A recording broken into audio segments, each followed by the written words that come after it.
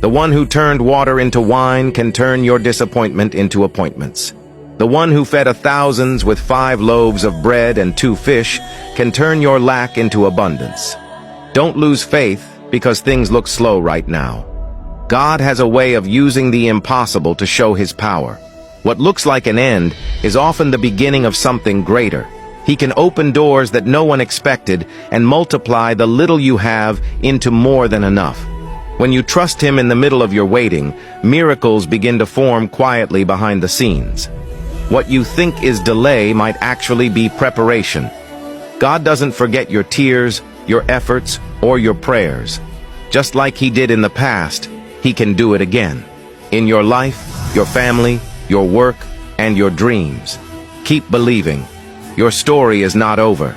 The same God who performed wonders then is still working today. Drop an amen if you received this message and join our community for more. God bless you.